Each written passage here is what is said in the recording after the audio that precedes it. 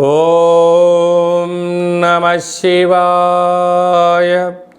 ఓం నమో నారాయణాయ. కర్మ నివారణ నరదృష్టి నివారణ కాళభైరవాయ నమో నమః. ఓం దిగంబరాయ విద్మహే అశ్వవాహనాయ ధీమహి తన్నో శ్రీ ఉన్మత్త కాళభైరవ శ్రీ వారాహి శక్తి దేవ్యై నమోస్తుతే. హరి ఓం. మా ఛానల్కి స్వాగతం.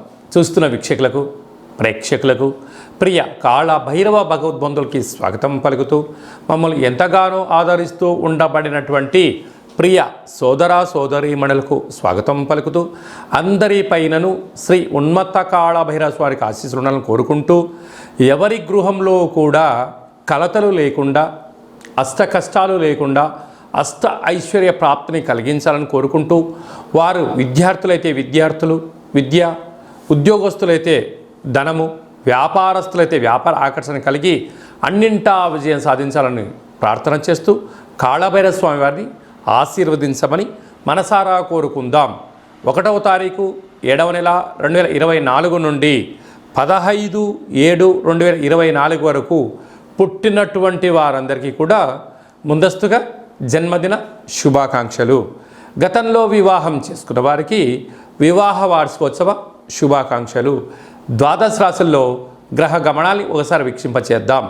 మేషరాశిలో కుజభగవానుడు స్వక్షేత్ర సంచార స్థితి, వృషభ రాశిలో దేవగురు బృహస్పతి సంచార స్థితి, మిథున రాశిలో రవి శుక్ర సంచార స్థితి, కర్కాటక రాశిలో బుధ సంచార స్థితి, కన్యరాశిలో కేతు సంచార స్థితి, కుంభరాశిలో శని భగవానుడు స్వక్షేత్ర సంచార స్థితి, మీనరాశిలో రాహు సంచార స్థితితో ద్వాదశ రాశుల్లో గ్రహ గమనాలు ఈ విధంగా ఉన్నాయి.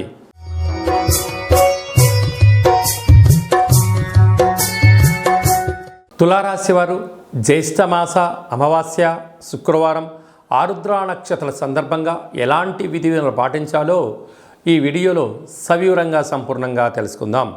తులారాశిలో ఏ నక్షత్రాలు వస్తాయిగా, చిత్తా నక్షత్రంలోని 3వ పాదం 4వ పాదం, స్వాతి నక్షత్రంలోని 4 పాదాలు, విశాఖ నక్షత్రంలోని 1, 2, 3 పాదములు కలిపితే తులారాశి అవడం జరుగుతుంది. చాలామందికి పుట్టినటువంటి కాల సమయంలో డేటా బర్త్లో లేనటువంటి కారణం వలన పేరు యొక్క మొదటి అక్షరాన్ని అనుసరిస్తూ ఆ రాశిని తెలుసుకునే ప్రయత్నం చేద్దాం. రా, రీ, శ్రీ, రు, రే, రో, తా, తి, తు, తే అక్షరాల వరద తులారాశి జాతకులే. తులారాశికి అధిపతి శుక్ర భగవానుడు.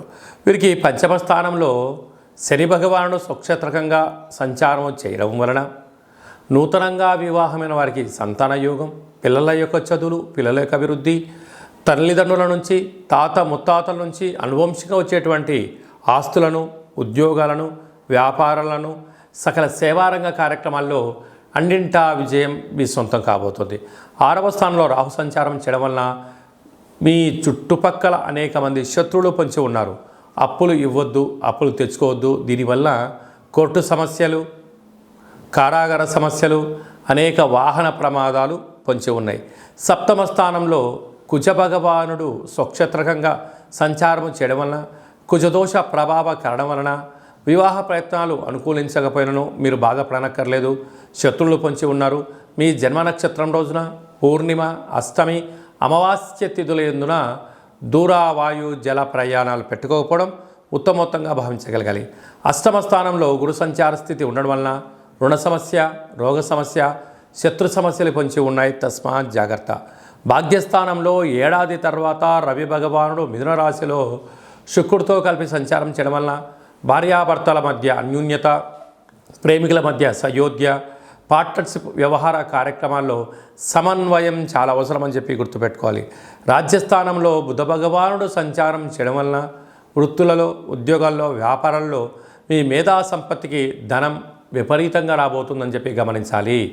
ఈ ఆదివారము విశేషమైనటువంటి రోజులలో, అలాగనే అమావాస్య శుక్రవారం ఆరుద్ర నక్షత్ర సందర్భములలో మనం కాళభైరవ స్వామి యొక్క స్మరణ, కూష్మాండ దీపము, కాళభైరవ స్వామికి సౌభాగ్య ముడుపు, కాళభైరవ అష్టకాన్ని వినడం, కాళభైరవ హోమ కార్యక్రమాల్లో పాల్గొనడం వలన గ్రహదోషాలు తొలగి ఐశ్వర్యం మీ సొంతమవుతుందని చెప్పి గమనించాలి.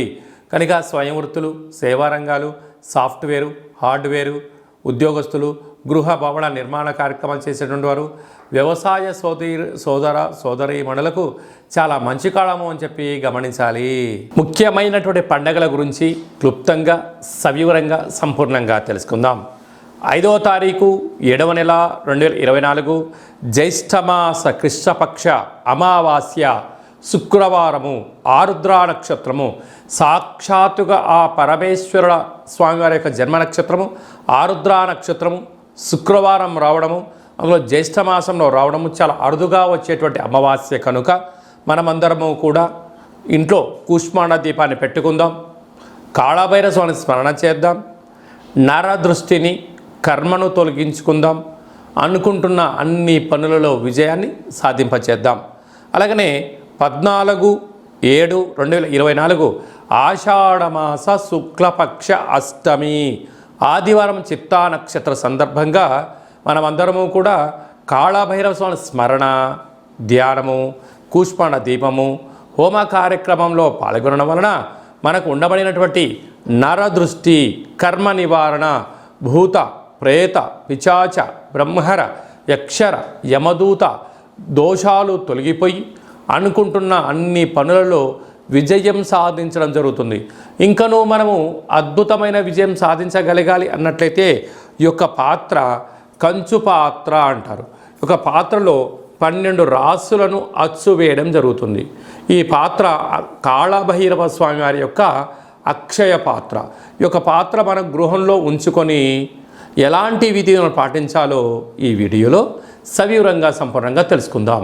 ఒక్కసారి చూద్దాం. ఇలా ముట్టుకోగానే ఓంకార శబ్దం రావడం జరుగుతుంది. ఇలాగా